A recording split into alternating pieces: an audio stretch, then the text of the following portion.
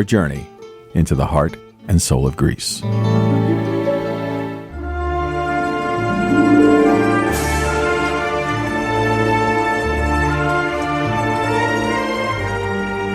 And now, member-supported Hellenic Public Radio Cosmos FM 91.5, a bilingual Greek-American radio program coming to you every day through WNYE 91.5 FM. From the Demetrius and Georgia Kaloidis Broadcasting Studios to the greater New York area and worldwide through cosmosfm.org. Our programs air Monday through Friday from 7 to 8 p.m., Saturdays from noon to 3:30 p.m., and Sunday mornings from 9 to 1:30 p.m. You're listening to Cosmos FM on WNYE 91.5 and streaming live at www.cosmosfm.org. This program is paid for by the Greek American Educational Public Information System, Incorporated. We'd like to remind you that the opinions expressed on this program do not necessarily reflect those of the Cosmos FM staff, producers, volunteers, or the GAEPI's Board of Directors.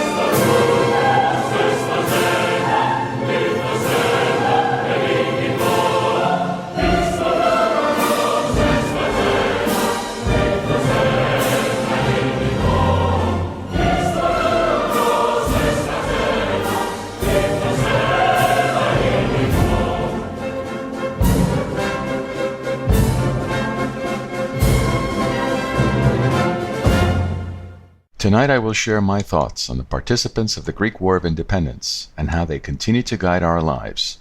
It is a night for remembrance and reflection. Next on Musical Masterworks.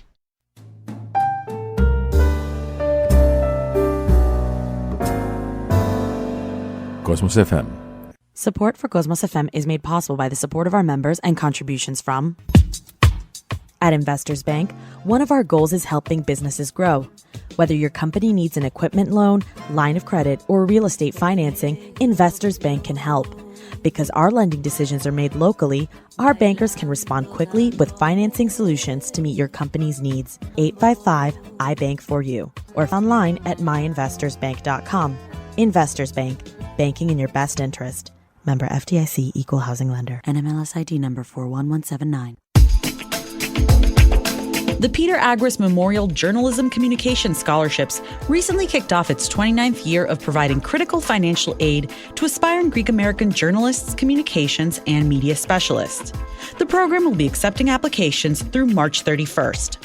For criteria, the application, and requirements, visit www.alphaomegacouncil.com. The Hellenic Film Society marks 200 years of Greek independence with a celebration of Greek history through film. From now through March 28th, 8 films about Greek history are available for streaming.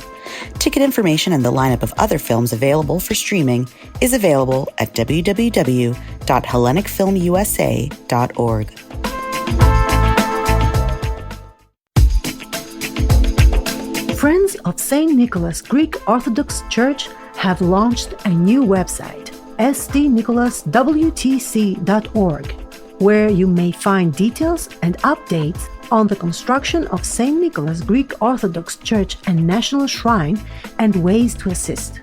For more information, you may visit the new website, stnicholaswtc.org.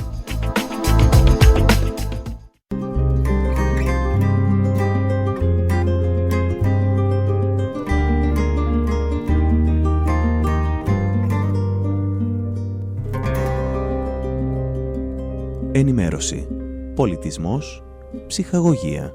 Κόσμος FM.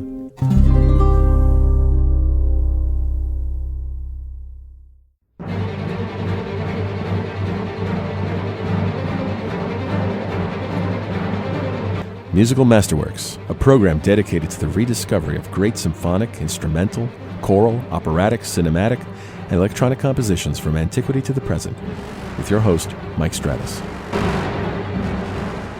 Good evening. As we approach the official date of the bicentennial year of Greek independence, I thought it would be fitting to pay tribute to the prototypes of the participants of the struggle, a category of people who made a difference. Thus, the emblematic appeal of sections of Greek society, with an example or more from each prototype, will be my primary focus. I will begin naturally with the warrior. So what qualities of a warrior are most in demand? If one is to judge on the basis of 1821, Athanasios Diakos seems to leap out of the pages of history, first with his impressive appearance and his heroic demeanor. Impressions such as these, however, may seem shallow, and they are. Warriors are usually driven with selfless dedication. Diakos fits the criterion.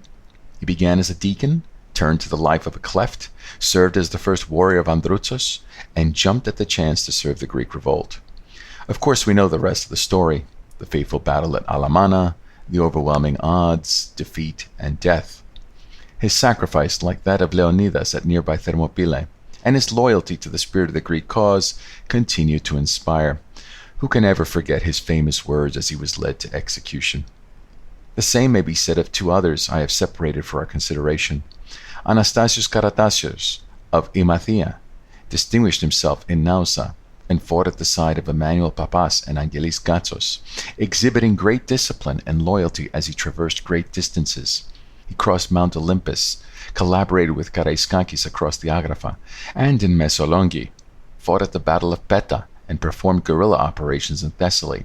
He fought numerous battles at Nafplio, Souli, Skiathos, Karistos, Trikeri, Messinia, and performed operations together with Botsaris, Georgakis Olympios, Androutsos, Mandon Mavrogianos, and Miaoulis. One should do a study of the distances covered by the man. During the siege of Naousa, he lost 3 of his children and his wife, who was captured alive and thrown into a sack of snakes. A heavy sacrifice. Demetrius Ypsilantis is the other warrior. Son of a Phanariot family and brother of Alexander Ypsilanti, Demetrius was the model European military officer with experience in the Wallachian uprising. His loyalty and discipline were exemplary in a challenging world of Greek parochialism and petty rivalries. As a Greek of the diaspora, there would have been many reasons for him to depart and never return, and yet he refused to give up his struggles. He served with distinction in Tripolitsa, Nafplion, and Dervenakia. To him belongs the honor of the last victory in battle at Petra in 1829. And what did he gain? A page in the annals of Greek history, a place in the pantheon of great warriors, a tomb in the sacred soil of Hellas. And yet empty pockets, broken hearts, wounded egos, and frustrated plans seem to dominate all their lives. We are called upon to take notice and bear our burdens in like fashion without the lonely and difficult struggle for freedom. How fortunate we are.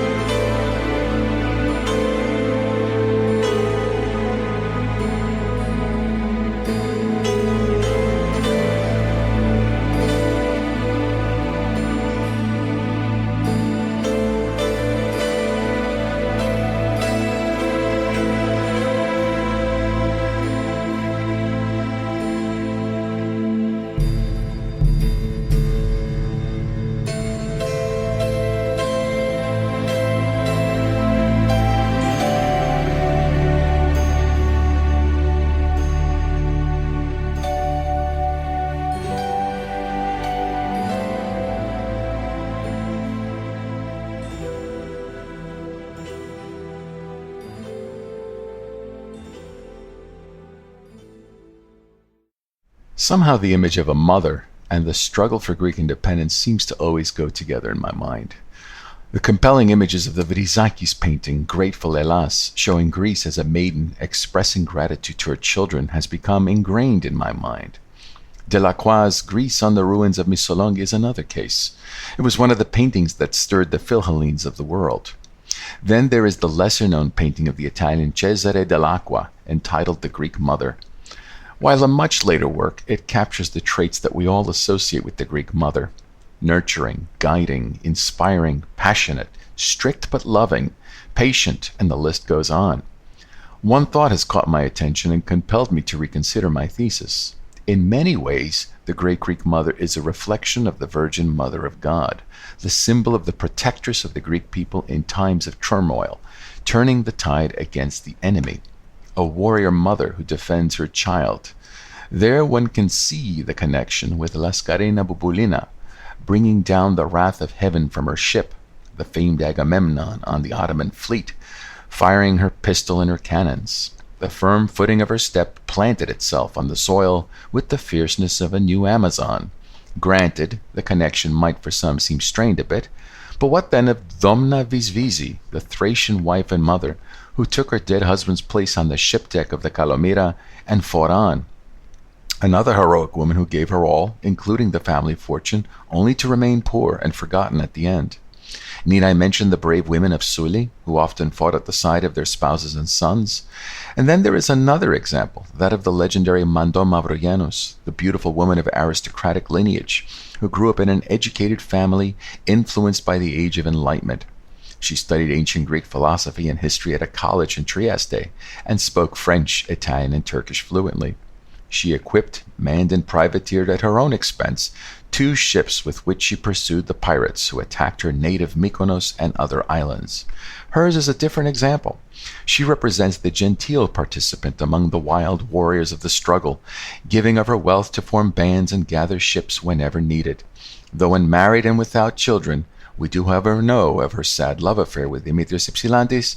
She became a symbolic mother to her warriors and sailors for the duration of the war.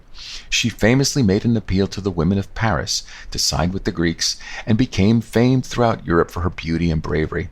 How unfortunate to think that while women such as these were balancing all the responsibilities of their lives and the struggle on top, that there were still men in the world who begrudged them and kept them away from the political forum, away from the ballot box and the assemblies of the Western democracies. We Greek men do, however, know very well that in the end, the opinion of a mother or a wife is undismissible and oftentimes the most persuasive. Let us commend the Greek mother of the Greek War of Independence to the generations who have followed and are yet to come.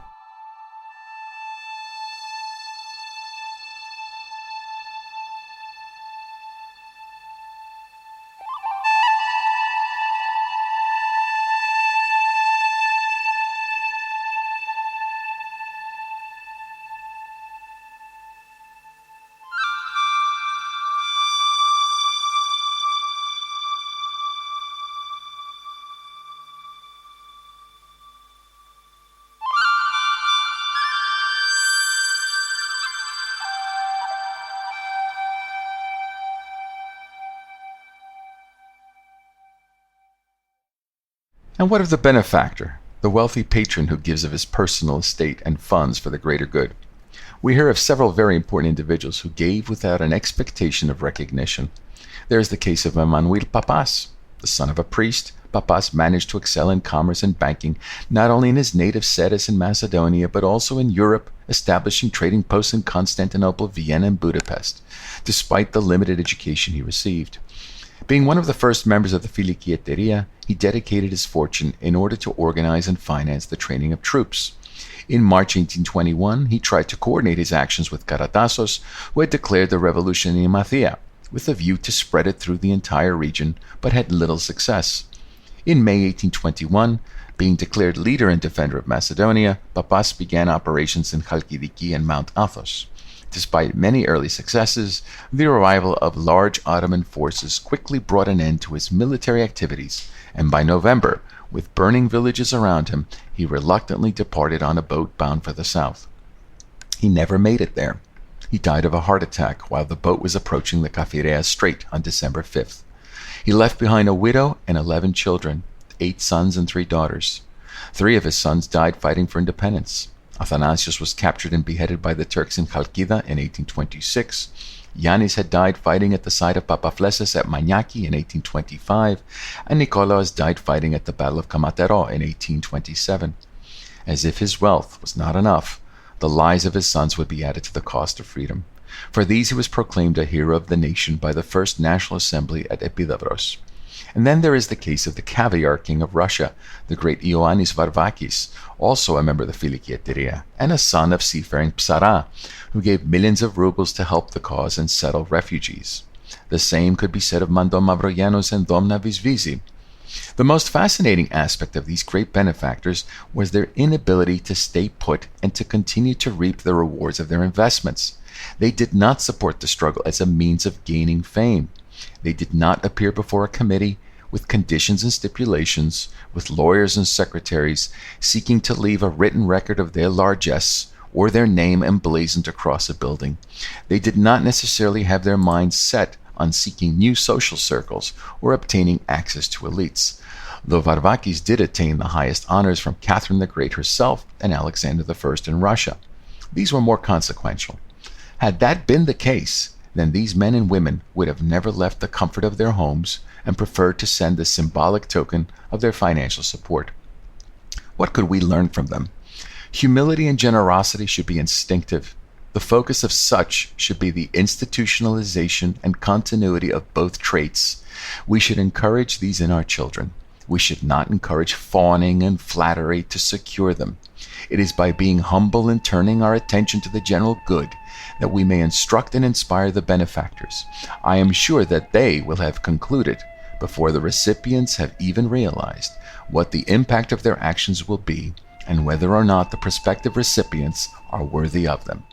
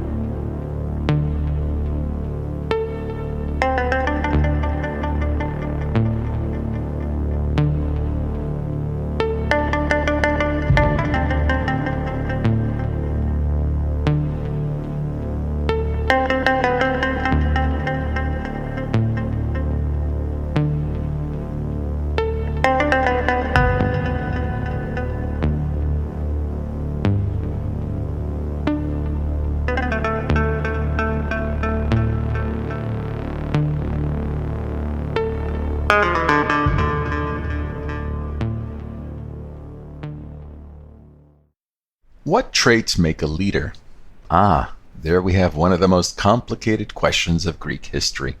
Some have described Greece as a nation of leaders without followers. Every Greek generally seems to want to be the leader. It is a predicament since the time of Homer's Iliad, a nation of individualists who often need to be reminded that they belong to a national community.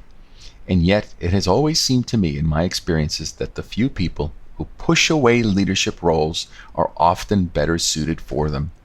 The wisdom of knowing when you are needed and putting an end to the role when you are finished seems to be the first step. At times we look to Kolokotronis as the example.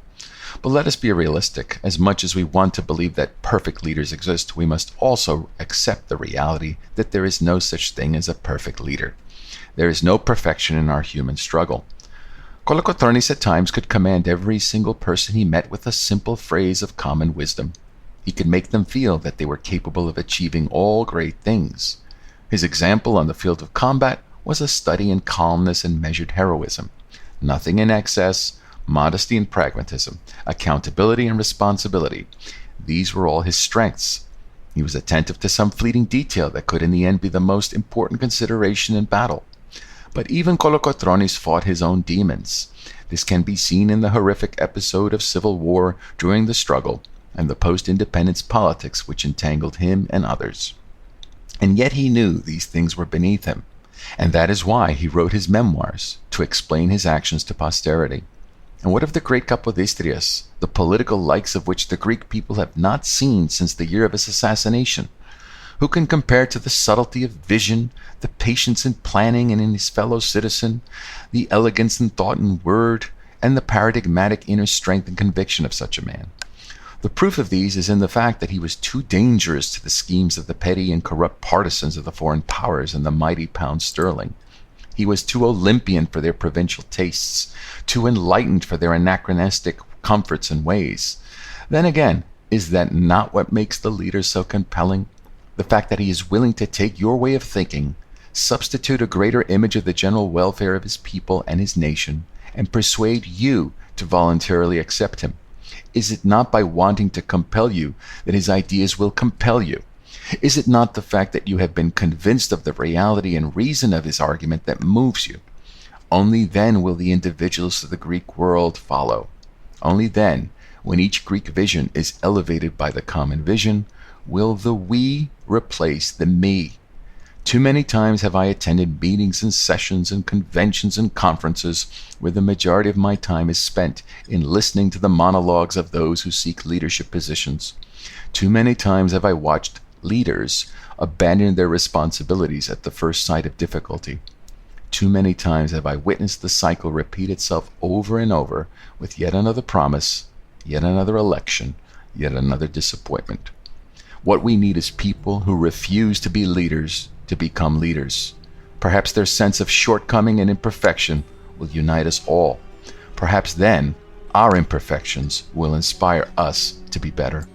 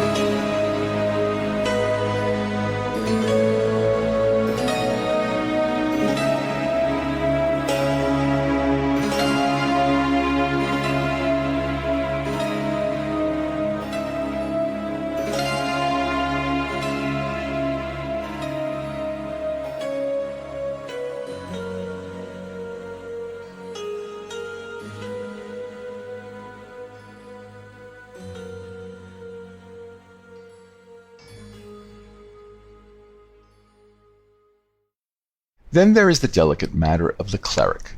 In a religion which is made universally well known for its love of enemies and reciprocity, for its message of peace and goodwill to all, what can one say about the cleric during the revolt of 1821? There is no simple consideration. Every example of the active cleric is unique. One cleric engages as a spokesperson for the faith, another for the nation. Another prays for the intervention of God, the other for the intervention of the great powers. All are aware of the faith of the Greek people. All profess the message of the church. And yet the image is very hard to explain. How do we look upon the actions of Papaflessas, an archimandrite in 1819 who was argumentative and defiant by nature, and frequently at odds with his church superiors? He became a member of the Philikieteria and was known as Agent Number 5. His actions must have been known by Patriarch Gregory V, who appointed him his official representative. He collected arms and supplies in preparation for 1821, and he even went as far as demanding an early start date. He was seen with skepticism and distrust by the elites, but was adored by the peasants and the lower classes. He entered into the political fray during the uprising, at times switching sides. His inconsistencies and ambitions left him a target for much talk and attack. Then, as a way to repent of his former actions, he led the fateful attack against Ibrahim's forces in the deadly defeat at Maniaki. What are we to make of him? It seems obvious that he did not pretend to appear as the pure and peaceful man of God. He embraced his human weaknesses in the form of the most compelling layman. He was truly a frustrated warrior and leader.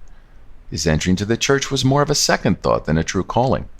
But regardless, it was his distinctive revolutionary role that made him the figure we know today. I seriously doubt that Papaflessas would have welcomed the martyrdom of Archbishop Kyprianos of Cyprus, who was in a parallel scenario. He too was a member of the Philikieteria in 1818, and was busily supporting the local schools he had founded with the purpose of furthering the cause of faith and fatherland.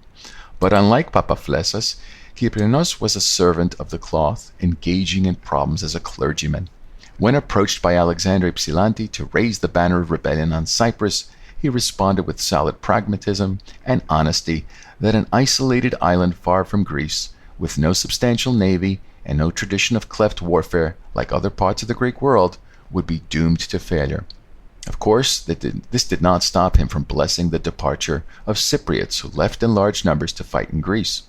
And when the local pasha discovered what was going on, and Kyprianos was offered the chance to escape for his safety, he remained at his station until he was dragged to his execution in Lefkosia, to die by hanging on July 9, 1821. The same end had also come for Patriarch Gregory V in Constantinople on April 22, 1821. Moral of the story? There can be no uniform expectation when dealing with the actions of patriotic clergy. While they choose to render unto Caesar what is Caesar's, they also remain at a level that is separated from that station which renders unto God. It is the hybrid nature of a clergyman, a servant of God and a servant of mankind, which complicates the matter. It would be too easy to lean on but one side of their existence. And judging by their role in every major national uprising since 1453, the actions of the churchmen who gave, who inspired, and who died for the national cause in whatever capacity they dared, far outweighs those who chose not to engage.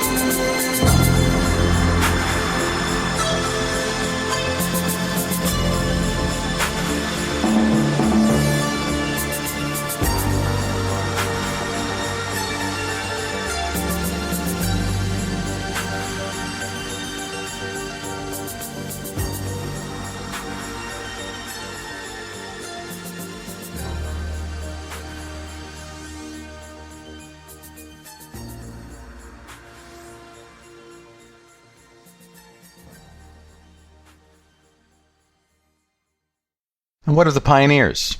Yes, those who plant the seeds of our future harvests, those who frame the vision that we will act on, those who, when they are long gone, are remembered as the fathers of a cause that succeeded. You might say such a category of people is for the risk takers. Agreed. The history of the Greek nation is all about risk taking. I'm not shocked by the suggestion. Some risks lead to rewards, others do not. In ancient times, Miltiades risked the existence of Athens on his argument to fight the Persians at Marathon. His proposal led to a great historical confirmation. Leonidas, knowing of the military difficulties of the Thermopylae Pass, argued in favor of defending it at all costs. He knew it was going to lead to the death of one of the Lacedaemonian kings, and risked it all. The same can be pretty much said of the risks of Themistocles, Xenophon, Agesilaus, Epaminondas, Socrates, Philip, and Alexander, to name a few. Such an argument can be made for Rigas Phereos, Kosmasetolos, and Adamantios Korais. Everyone knows the famed Thurios of Rigas. Some know of his famous map, and few know of his new political constitution. But it was his tragic death at the hands of his enemies that sealed his fate in the annals of history. His name became a rallying cry, and with it, his calls for Pan-Balkan unity inspired many generations. The martyred Saint Kosmasetolos also risked everything on his mission of educating the oppressed Christian peoples of western and northern Greece. He knew he had enemies. He knew it would be simple for them to destroy him in the eyes of the Ottoman administration. And yet he planted his staff on the ground, preached his sermons, and revealed his prophetic visions to the listeners. In the end, his divinely inspired pronouncements were to be slowly fulfilled in the events starting in 1821, and they're still being discussed today, and they're still inspiring people. And as for Korais, a man who corresponded with the greatest minds and personalities of the Enlightenment, who communicated with sitting and past American presidents, did he not risk his name and reputation by arguing for the rebirth of the Greek nation at a time when the great powers of Europe cringed before the vision of liberal and nationalistic movements? Did he not risk his credibility by embracing ancient notions of government and language? What would it take for some special agent to arrest him and bring him before Metternich's tribunal on charges of sedition and revolution? And what of the fact that all of these great men took risks in matters unrelated to creating great wealth? Today's risk takers are almost universally put in the context of entrepreneurship. Even our Greek American community echoes the sentiment. We praise the top 100 most successful businessmen each year as established by famous periodicals. Success in the business world is not to be undervalued. There is no shame in pursuing excellence in business, particularly when the rewards are applied to philanthropy and charitable causes. But where are the laurels for the top risk takers in matters of human rights and the pursuit of civil rights?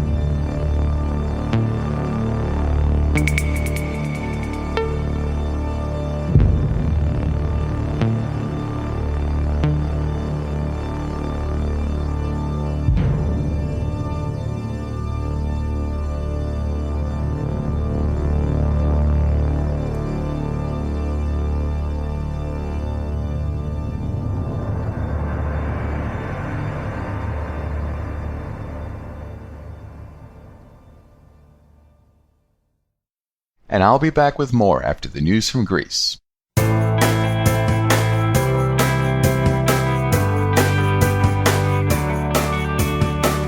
Ακούτε Κόσμος FM ζωντανά από τα στούντιο Καλοειδή στην Αστόρια.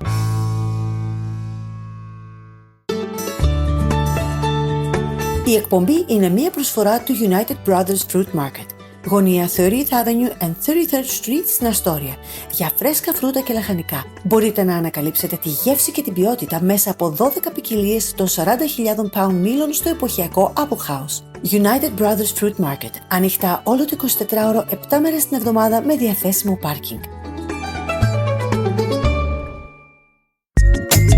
You're listening to Cosmos FM on the air at 91.5 and streaming live on www.cosmosfm.org. We'd like to remind you that the opinions expressed on this program do not necessarily reflect those of the Cosmos FM staff, producers, volunteers, or the GAEPI's Board of Directors. Και τώρα τα νέα από την Ελλάδα, την Αμερική και όλο τον κόσμο. Τα προγράμματα του Cosmos FM σας τα προσφέρουν μέλη του οργανισμού μας, καθώς και οι εταιρείες Homeric Tours προσφέρει ταξίδια και διακοπές στην Ελλάδα, Κύπρο, Ανατολική Μεσόγειο και Κεντρική Ευρώπη. Με γραφεία στο Μανχάταν, Αστόρια, Hicksville, Long Island, Stamford, Connecticut και στην Αθήνα. Homeric Tours 1-800-223-5570. Terrace on the Park, ο χώρος για τις κοινωνικές σας εκδηλώσεις με θέα όλη τη Νέα Υόρκη. Το Terrace on the Park προσφέρει υψηλής ποιότητας υπηρεσίες προσαρμοσμένες στις δικές σας επιθυμίες. Εμπειρία, υπηρεσίες και εγγύηση για οποιαδήποτε δεξίωσή σας. Terrace on the Park, στο Flushing. Τηλέφωνο 718 592 5000. Χαίρετε κυρίες και κύριοι, είναι το δελτίο ειδήσεων του Sky με την Άσπα Παναγοπούλου. Νέα αρνητικά ρεκόρ κρουσμάτων και διασωληνωμένων ανακοίνωσε σήμερα ο ΕΟΔΗ. Πρόκειται για 3.586 νέα κρούσματα κορονοϊού και 699 διασωληνωμένους. Το τελευταίο 24ωρο, 51 άνθρωποι έχασαν τη ζωή τους, με τον αριθμό των νεκρών να ανέρχεται σε 7.582. Οι νέες εισαγωγές με COVID στα νοσοκομεία είναι 528, αυξημένες κατά 31,47% σε σχέση με χθες. 1.779 κρούσματα καταγράφονται στην Αττική, 398 στη Θεσσαλονίκη και 161 στην Αχαΐα. Διενεργήθηκαν 64.421 τεστ. Πιστώνεται σήμερα στους τραπεζικούς λογαριασμούς 156.696 ιδιοκτητών ακινήτων ποσό συνολικού ύψους 80 εκατομμυρίων ευρώ, με το οποίο το κράτος καλύπτει έως και το 80% της μείωσης του μισθώματος για το μήνα Ιανουάριο. Οι δικαιούχοι θα δουν την πίστοση στους λογαριασμούς τους έως το βράδυ, ανάλογα με τις ροές πίστοσης της κάθε τράπεζας. Συνάντηση με τον Αμερικανό Υπουργό Εξωτερικών Άντονι Μπλίνκεν είχε σήμερα ο Νίκος Δένδιας, σύμφωνα με διπλωματικές πηγές, στο περιθώριο της συνάντησης των Υπουργών Εξωτερικών του ΝΑΤΟ. Νωρίτερα, κατά τη διάρκεια συζήτησης με το Γενικό Γραμματέα του ΝΑΤΟ, Γιάνν Στόλτεμπεργκ, ο κύριος Μπλίνκεν επισήμανε πως δεν είναι μυστικό ότι οι Ηνωμένες Πολιτείες έχουν διαφορές με την Τουρκία, κάνοντας αναφορά στο ζήτημα των S-400 αλλά και την Ανατολική Μεσόγειο. Ωστόσο, πρόσθεσε ότι η Τουρκία είναι παλαιός και πολύτιμος σύμμαχος. Τη διτή προσέγγιση της Ευρωπαϊκής Ένωσης απέναντι στην Άγκυρα εκφράζει το προσχέδιο της κοινής δήλωσης της τηλεδιάσκεψης κορυφής που αναμένεται να πραγματοποιηθεί στις 25 και 26 Μαρτίου και αφορά την Ανατολική Μεσόγειο. Κάνει λόγο για μια συνεργατική και αμοιβαία επωφελή σχέση με την Τουρκία, ωστόσο επισημαίνει ότι απαραίτητη προϋπόθεση είναι η τρέχουσα αποκλιμάκωση να διατηρηθεί. Συγκλονίζει η κατάθεση στην ανακρίτρια του 27χρονου ειδικού φρουρού που χτυπήθηκε άγρια το βράδυ της 9ης Μαρτίου κατά τα επεισόδια στη Νέα Σμύρνη. Μίλησε για καταικισμό χτυπημάτων από πλήθος ατόμων που όρμησαν πάνω του. Τα χτυπήματα, είπε, στόχευαν κατευθείαν στο κεφάλι, ενώ οι δράστες φώναζαν παράλληλα «Σκοτώστε τον, πάρτε του το όπλο, θα πεθάνεις». Κρατούσα σφιχτά το όπλο γιατί ήμουν πεπισμένος ότι αν το πάρουν θα με σκοτώσουν, αναφέρει. Και καταλήγει λέγοντας: «Θεωρώ ότι επειδή έχασα τις αισθήσεις μου, το πλήθος νόμιζε ότι είχα πεθάνει, οπότε και μείωσε τα χτυπήματα σε βάρος μου». Ηλεκτρονικά θα πραγματοποιείται από σήμερα μέσω του gov.gr η υποβολή αίτησης χορήγησης και η παραλαβή αντιγράφου ποινικού μητρώου γενικής χρήσης από πολίτες, σύμφωνα με κοινή υπουργική απόφαση. Οι πολίτες εισέρχονται στην πλατφόρμα ποινικό.services.gov.gr, ταυτοποιούνται με χρήση των κωδικών τους στο TaxisNet και αιτούνται την έκδοση αντιγράφου ποινικού μητρώου. Το πιστοποιητικό θα εκδίδεται μετά από λίγες μέρες και οι ενδιαφερόμενοι θα ειδοποιούνται με SMS ή με email ώστε να το παραλάβουν από τη θηρίδα του στο gov.gr. Αυστηροποιείται στη Βρετανία η απαγόρευση ταξιδιών αναψυχής στο εξωτερικό, παρότι έχει αρχίσει στη χώρα η σταδιακή χαλάρωση των μέτρων. Σύμφωνα με διάταξη που ψηφίζεται την Πέμπτη, όποιος προσέλθει σε αεροδρόμιο και διαπιστωθεί ότι το ταξίδι του δεν είναι για αναγκαίο λόγο, όπως εργασία, θα δέχεται πρόστιμο 5.000 λιρών. Η Ιταλίδα δικαστή στην περιοχή του Βένετο απεφάνθη ότι τα μέλη του υγειονομικού προσωπικού που αρνούνται να εμβολιαστούν δεν δικαιούνται να συνεχίζουν να λαμβάνουν το μισθό τους. Ακολουθούν ομογενειακές ανακοινώσεις. Η Ομοσπονδία Ελληνικών Σωματείων Μίζωνος Νέας Υόρκης διοργανώνει 3 διαδικτυακές εκδηλώσεις που θα προβληθούν ζωντανά ή μαγνητοσκοπημένα στην ιστοσελίδα μας www.hellenicsocieties.org και στην ιστοσελίδα μας στο Facebook. Εκεί μπορείτε να δείτε και τις πληροφορίες για μέρες και ώρες. 1821-2021. Η Επανάσταση συνεχίζεται. Εορτασμός 200 ετούς επετείου του 1821.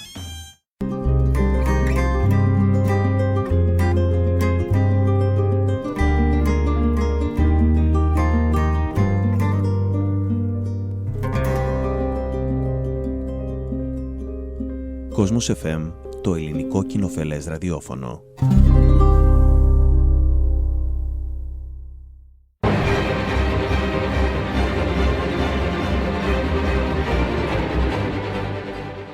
And welcome back to Musical Masterworks with your host Mike Stratis. Tonight we are celebrating the prototypes, the categories of people that played a massive role in the Greek War of Independence, which is going to be celebrated officially on the 25th of March this year. And so we go on. At last we come to the historian, not the most common participant in the struggle, but a person dedicated to the idea that he must stay out of harm's way to survive with a written account of the historical event. It does not always work out that way, of course, we know that. Luckily for us, there are several great eyewitnesses to 1821. The obvious first choice to consider is Yannis Makriyannis, a warrior with a conscience and a desire to write. He learned his craft later in life, and in the text of his memoirs, we could see not only the personal adventures and disappointments of his long public career, but more significant, his views on people, situations, and events, phrased clearly and quite often passionately. He is straightforward and entertains views of popular figures like Kolokotronis, which may seem at odds with our expectations. Other times he remains silent about the misdeeds of those he favors, like Koletis. I have said before, no one is perfect and no one is expected to always be formal in their word or actions. More importantly, he draws magnificent moments which capture the spirit of an episode or of a person's character. His memory is lively, his characters are three-dimensional, and his values are crystal clear. Perhaps his simplicity is what is most refreshing. In his epilogue, he writes about the politicians that continue to confound him. He writes, "You came to give us freedom, you, or great statesmen, when we had raised the revolt by ourselves, and for the first years had fought side by side with the statesmen, reared within our borders. That struggle is clear for all to see, as is the patriotism and brotherliness that dwelt within us. When you arrived, you schooled us in dissension, and introduced us to faction and other such blessings, and you brought this poor innocent nation to ruin."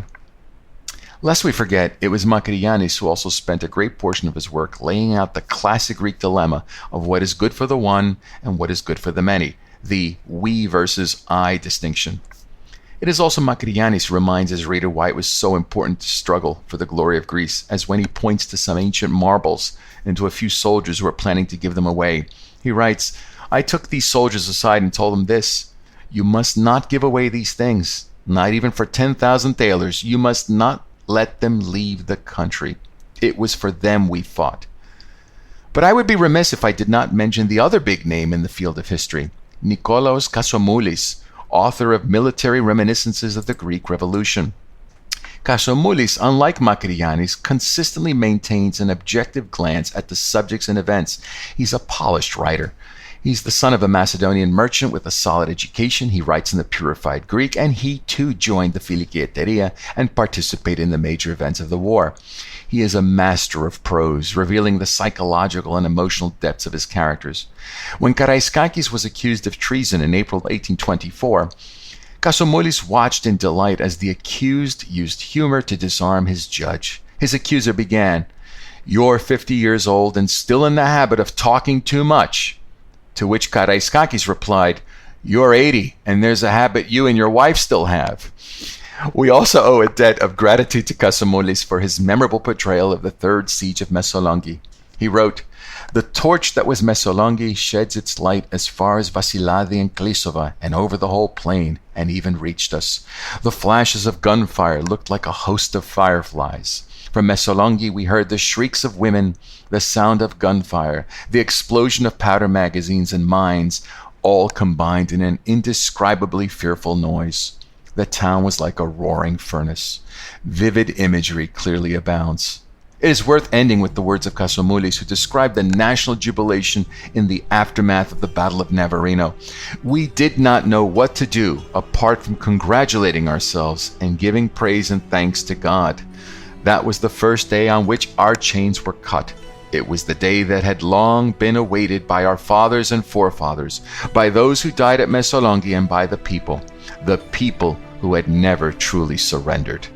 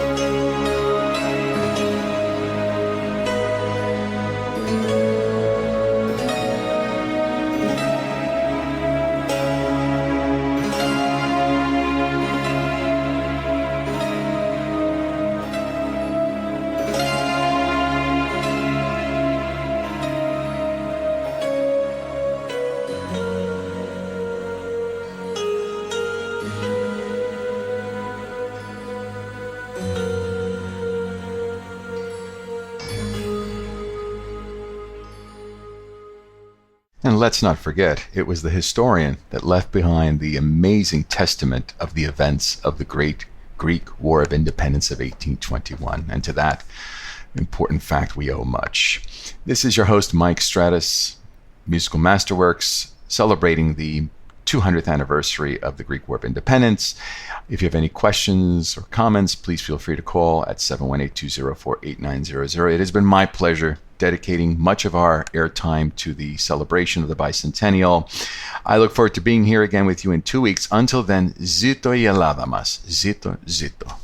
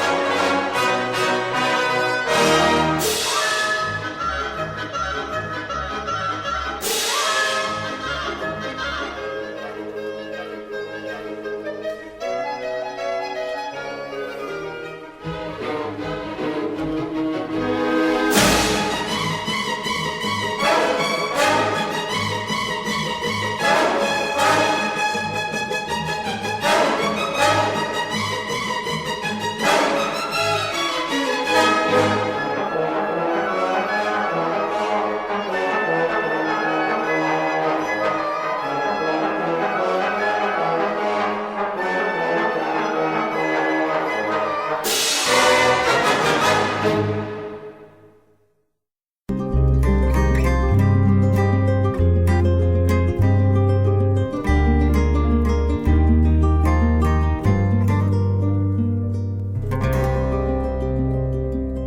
συχνότητα του ελληνισμού στη Νέα Υόρκη.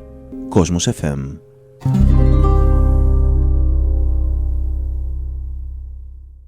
Το σημερινό πρόγραμμα ήταν μια προσφορά των εταιριών Αντένα ΣΑΤ, το ελληνικό κανάλι στην Αμερική. Όλες οι τελευταίες ειδήσεις από την Ελλάδα και τον κόσμο. Ψυχαγωγικές εκπομπές, ελληνικές σειρές και το ελληνικό ποδόσφαιρο. Ο Αντένα ΣΑΤ είναι διαθέσιμος από το Greek Elite Pack της Dish με πολλά ελληνικά κανάλια σε ολόκληρη την Αμερική από την Dish.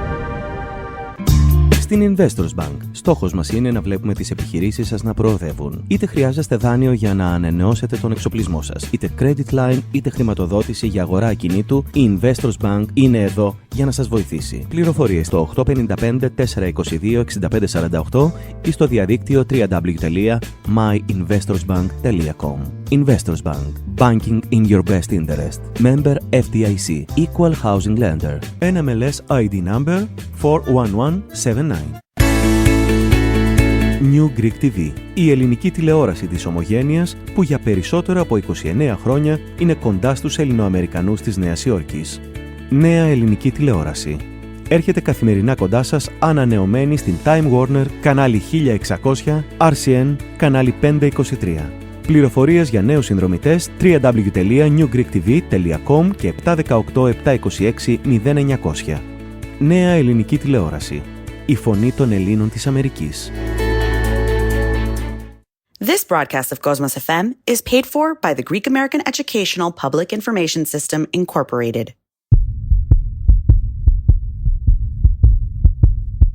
Θέλετε η καρδιά σας να χτυπά δυνατά και ελληνικά? Κόσμος FM. Εγώ και εσύ μαζί, εγώ και εσύ μαζί, τα βάσανά σου είναι και δικά μου. Εγώ και εσύ μαζί, εμείς και εσείς, οι ακροατές μας, πάντα μαζί και πάντα ταιριαστοί. πώς να γλιτώσει η μάτια μου ο ένας απ' τον άλλο, πώς θες να αλλάξουμε ουρανό, τώρα που μοιάζουμε με δίδυμα φεγγάρια που ξενυχτάνε με τον ίδιο στεναγμό. Εμείς και εσείς, μαζί με τον ίδιο ουρανό. Γιατί δεν πρέπει να χαθούμε εμείς οι δυο, δώσε μου λιγάκι ουρανό.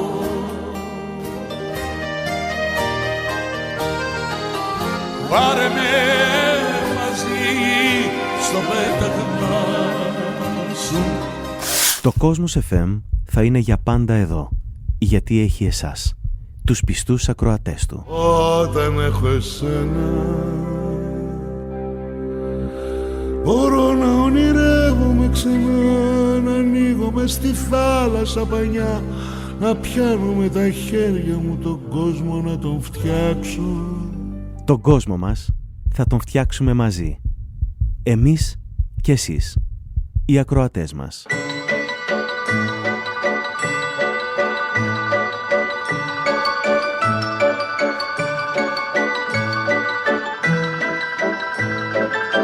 Κόσμος FM, η δική σας Ελλάδα στα FM της Νέας Υόρκης. Κόσμος FM, ο κόσμος μας, εσείς.